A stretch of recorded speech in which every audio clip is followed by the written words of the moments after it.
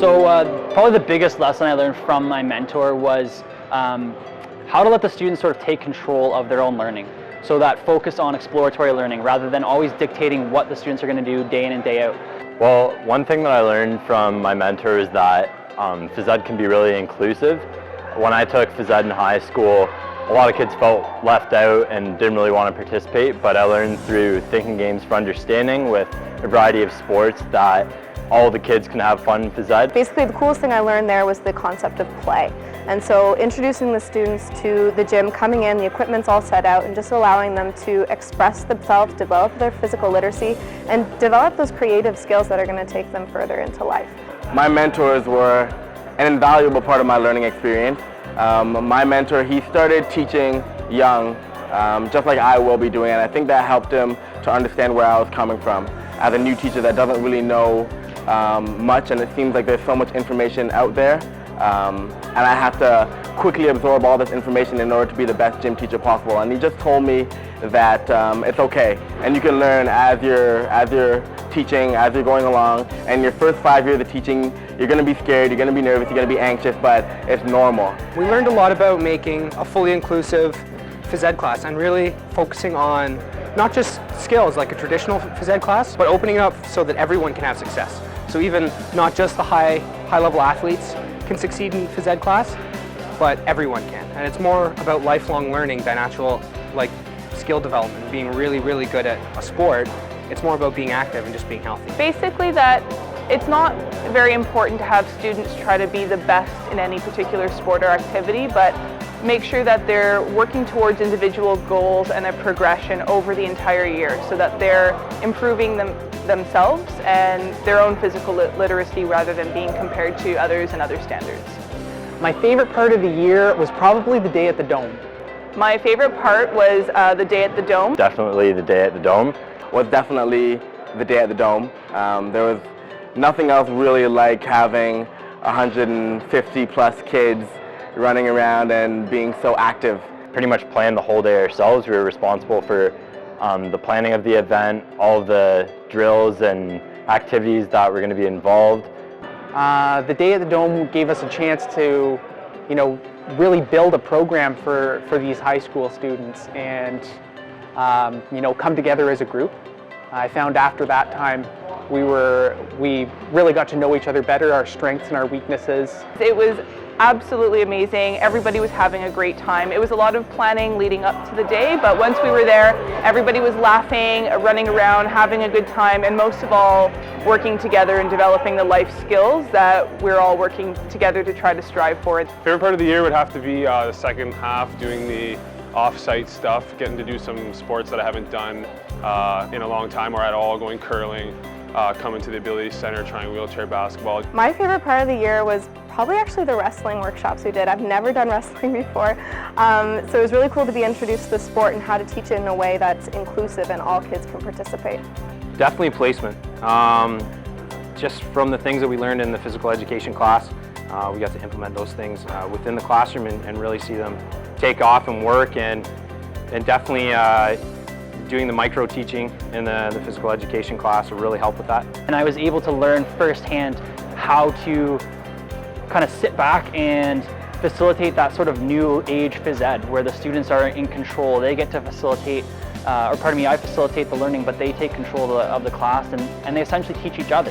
And that's the cool part, where you're just sort of there to guide them along the way rather than constantly drill things into their head. I would say my main challenge would be just getting used to the new idea of unstructured phys ed or this new school, because I've always grown up with this is the drill, here's your unit test based on the rules, and that very routine environment. And so just kind of unscrabbling that and rebuilding it has been a challenge, but it's definitely been worthwhile. Just building a rapport with the students. I think when you go in a little bit later on in the semester, you have to build that rapport, and they're already used to kind of their own regimen, their own routine. So getting in there, meeting the students, and getting them to accept you as a teacher is a big challenge. I think class management is one of my challenges that I definitely improved upon anyways.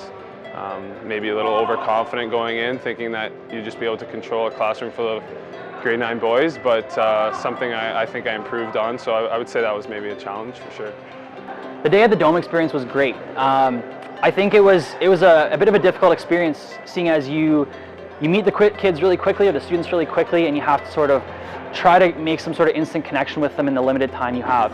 And it's a good thing, because it's similar to you know, being on placement or even being what I would assume to be a supply teacher. I think the challenge is, Day at the Dome, we all had to work together, and having a group of phys ed teachers who all want to be leaders and all want to incorporate their ideas, sometimes it's difficult. You need to pick a leader, and everyone kind of needs to give and take a little bit, not just be the head leader or be the boss and decide what's going to happen, but also when someone else has a good idea, try to incorporate it. Getting together and trying to figure out overall themes, and because we had such a large group working on the assignments, we needed to have somebody lead the overall direction so that everybody else could have their voice on top of that. First of all, the Ability Center is an amazing place. I feel as though it's really important to have an inclusive phys ed class. And my idea of inclusion right now is still very juvenile, but I understand the importance of it. I'd never been at the Ability Center before, but I've seen it before. I've seen it on TV. I've seen the different things that they've done here. And I found it really levels the playing field with the skill levels of each person that's participating. You know, inclusion is usually in a phys ed setting just trying to get everyone involved. It doesn't matter the skill set or the physique or body type, female or male.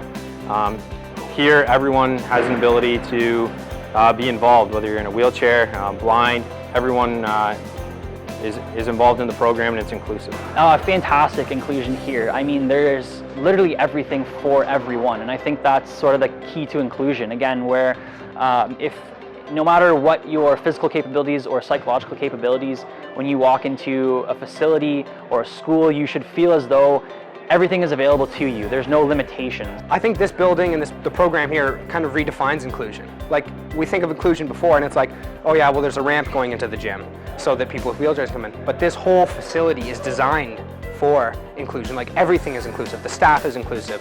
The programs here, all the facilities, and not just people for sports and fitness, but also all kinds of mental health. So they include music and art.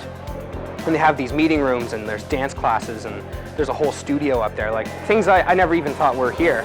So it kind of redefines inclusion. It sets the bar like at a new height, because instead of just allowing people with disabilities especially just to participate, this is enhancing their experience and making it that much better.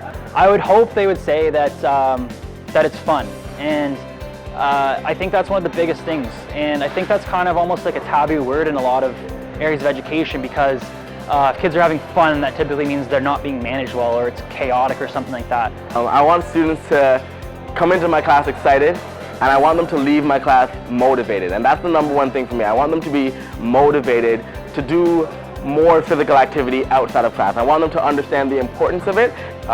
They would describe it as fun for the most part. I don't like to get too serious. I like to make sure that the kids are really enjoying it. Growing up in high school, I know phys ed class was my favorite. It was something I excelled at, so I felt good, but I know there was people who I was friends with, people in my classes, who it wasn't necessarily the most welcoming environment for them. And that's probably the reason they didn't stick with it. So I just want to make it a place where everyone can come and have a good time and get a good sweat on, and they want to come back next year, hopefully. Really, I think they'd use the words fun, engaging, different. I would say that my students would describe my phys ed classes as intense, but at the same time, a lot of fun. I think the word they would use to describe is safe.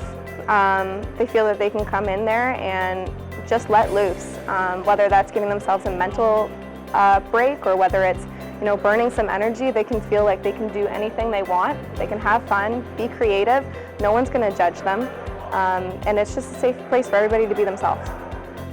I mean, I've always been an advocate for just being physically active and moving through sports, through recreation, all those sorts of things my entire life. So it's sort of just a natural progression for me. I mean, I don't want to be sort of that preacher of it, but I want to just educate people on it. Introducing them to activities that are not sort of court sport or field sport standards, but things like yoga and individual activities like hiking and being outdoors, anything that's involved with being physically active and contributing to their own mental health. I think that when we push those standards on students, they start to become more interested outside of school? I think whether I'm going to be a teacher or somewhere else in the health field, I'm definitely going to advocate for inclusion. I would say would be my main focus.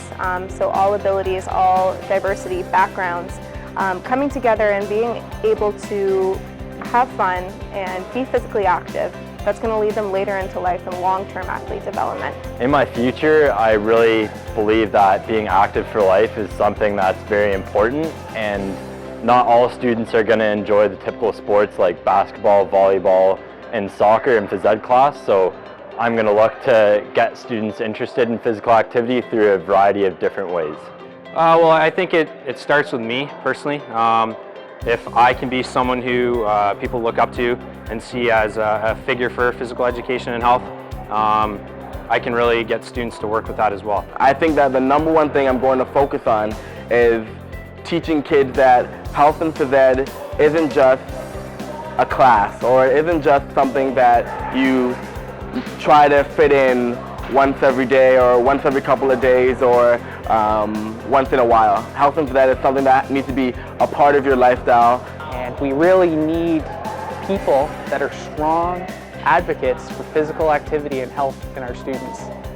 And what better way to do it than being a physical education teacher? Every student needs to take this course. We want them to take it throughout their high school career, not just in grade 9. So we can be inspirational to those students and teach them something that will save their life. So hopefully implement sort of that new age phys ed, that physical literacy that we've been talking about so much. But if I'm not in that phys ed placement, then it's about teaching kids physical literacy anyway, and allowing them to understand what that is and how they can do that on their own, because that's the ultimate goal, right? To keep everyone active throughout their lives, and we'll see health rates, like disease rates decrease and health costs decrease, and overall health of our society go up. And that's be the really cool thing. That's the ultimate, the dream, right?